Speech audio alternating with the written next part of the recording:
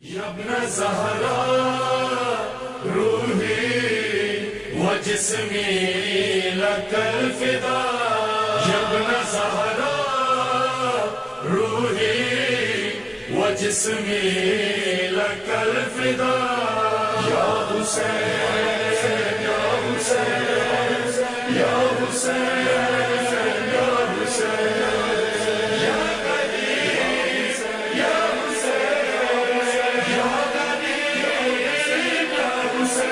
अऊज़ु बिल्लाहि मिनश्शैतानिर रजीम बिस्मिल्लाहिर रहमानिर रहीम अल्हम्दुलिल्लाहि रब्बिल आलमीन वस्सलातु वस्सलामु अला सय्यिदिना व नबिय्यिना मुहम्मदिन व आलिहि त्ताहिरीन वल लअनतु दाइमतु अला अअदाइहिम अजमईन। अज़ीज़ान मोहतरम, आज असहाब इमाम हुसैन अलैहिस्सलातु वस्सलाम में एक सहाबी, एक नासिर इमाम हुसैन का ज़िक्र करना है कि जिनका नाम जनाब अम्र इब्न क़रज़ा अल अंसारी है। आपके वालिद जनाब क़रज़ा रसूल खुदा सल्लल्लाहु अलैहि वसल्लम के असहाब में से थे और अमीरुल मोमिनीन के असहाब में भी आपका शुमार होता है। अमीरुल मोमिनीन के साथ आपने कई जंगों में शिरकत भी की है। कूफ़ा में आप रिहाइश पजीर थे और आपकी औलादों में दो बेटे बहुत मशहूर हैं, एक अम्र और दूसरे का नाम है अली। इमाम हुसैन अलैहिस्सलातु वस्सलाम के लश्कर में शामिल होने से पहले जनाब अम्र के अल्फाज कुछ इस तरह से थे कि मेरा दिल फ़र्ज़ंद रसूल के साथ है मगर मेरी दुनिया उमर इब्न साद के साथ है। यानी क़ल्बी तौर पर मैं रसूल अल्लाह के नवासे के साथ हूँ, इमाम हुसैन के साथ हूँ, उनसे हमदर्दी रखता हूँ, लेकिन दुनियावी तौर पर मैं उमर इब्न साद के साथ हूँ। इसीलिए जब इमाम अलैहिस्सलातु वस्सलाम से आपकी मुलाकात होती है तो इमाम आपको अपनी तरफ आने की पेशकश करते हैं। तो आपने इमाम से फ़रमाया कि मैं अपने घर और दुनिया के हवाले से खौफज़दा हूँ। इमाम फरमाते हैं कि मैं तुम्हें उसका एवज़ दूँगा। फिर जनाब अम्र फरमाते हैं कि मैं अपने माल के एतबार से खौफज़दा हूँ, अपने माल के हवाले से खौफज़दा हूँ कि वो मुझसे छीन लिया जाएगा।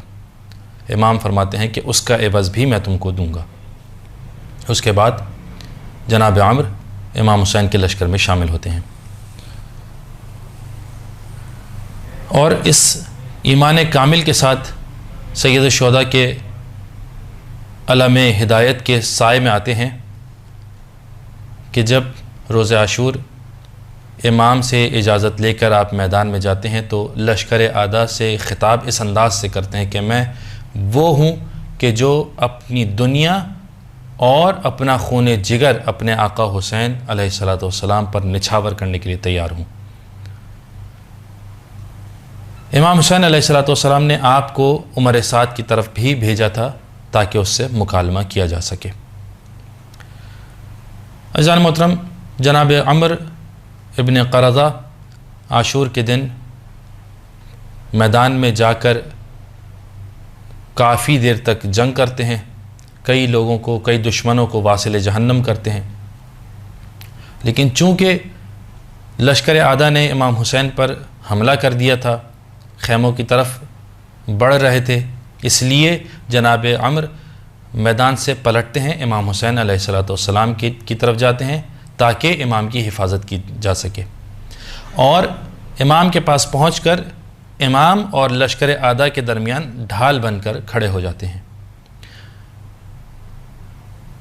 शेख इब्न नमा कहते हैं कि जब लश्कर आदा की तरफ से तीर बरसाए गए तो एक तीर जनाब अम्र के सीने में पेवस्त होता है और एक तीर आपकी जबीन में पेवस्त होता है, जो कि आपको कमज़ोर और नीम जान करके रख देता है। इस आलम में कि जब आप ज़मीन की तरफ गिर रहे थे, ज़मीन पर गिरने वाले थे, आप इमाम अलैहिस्सलाम की तरफ मुतवज्जह होते हैं और फरमाते हैं कि यब्ना रसूल अल्लाह, क्या मैंने हक़ वफ़ा अदा कर दिया, क्या मैंने वफ़ादारी की है? तो इमाम फरमाते हैं कि बिल्कुल तुमने हक़ अदा कर दिया, तुम जन्नत में मुझसे पहले हो, मेरे नाना रसूल खुदा को मेरा सलाम कहना اور یہ کہنا کہ میں بھی راہ شہادت پر گامزن ہوں اور آپ کی طرف آ رہا ہوں۔ عزیزان محترم، جناب عمرو کا دوسرا بھائی عمر ابن سعد کے لشکر میں تھا۔ جب وہ یہ دیکھتا ہے کہ اس کا بھائی جناب عمرو کو شہید کر دیا جاتا ہے، وہ شہید ہو جاتے ہیں، تو امام حسین سے غصے کی حالت میں خطاب کرتا ہے، امام حسین کو مخاطب کرتا ہے اور کہتا ہے کہ اے حسین، تم نے میرے بھائی کو دھوکہ دیا اور اسے قتل کر دیا۔ امام فرماتے ہیں کہ میں نے تمہارے بھائی کو دھوکہ نہیں دیا، بلکہ اللہ نے اسے ہدایت سے سرشار کیا، جبکہ تم گمراہی سے دوچار ہوئے ہو۔ اس کے بعد جناب عمرو کا بھائی امام حسین سے کہتا ہے کہ اللہ مجھے قتل کر دے اگر میں تمہیں قتل نہ کروں۔ یہ کہہ کر امام پر حملہ کرتا ہے۔ جناب نافع بن ہلال امام کا دفاع کرتے ہیں، اسے پکڑتے ہیں، امام کے پاس لاتے ہیں اور اسے زمین پر پٹخ بھی دیتے ہیں۔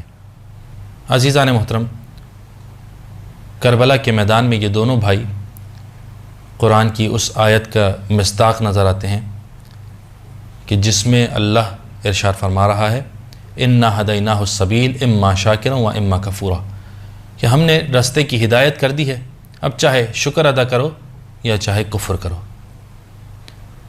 ایک بھائی جناب عمرو اللہ کے راستے کو تھامے رکھتے ہیں، اللہ کے راستے پر چل کر پروردگار کا شکر بھی ادا کرتے ہیں، امام کی خدمت میں، امام کے حضور میں شہادت بھی حاصل کرتے ہیں، ابدی سعادت بھی حاصل کرتے ہیں، اور اللہ کی جانب سے یہ انعام پاتے ہیں کہ جب تک یہ دنیا قائم ہے ان شہداء کا ذکر ہوتا رہے گا۔ اور جبکہ دوسرا بھائی اللہ کے راستے کو ترک کرتا ہے، کفر کرتا ہے اور ہر قسم کی ذلت و رسوائی کا سامنا کرتا ہے اور مزید قہر خدا کو اپنے نصیب کا حصہ بنا لیتا ہے۔ پروردگار عالم ہم کو بھی ولایت ائمہ پر ثابت قدم رکھے اور اپنے زمانے کے امام کی نصرت کرنے کی توفیق عطا فرمائے۔ وآخر الدعوانا ان الحمد للہ رب العالمین۔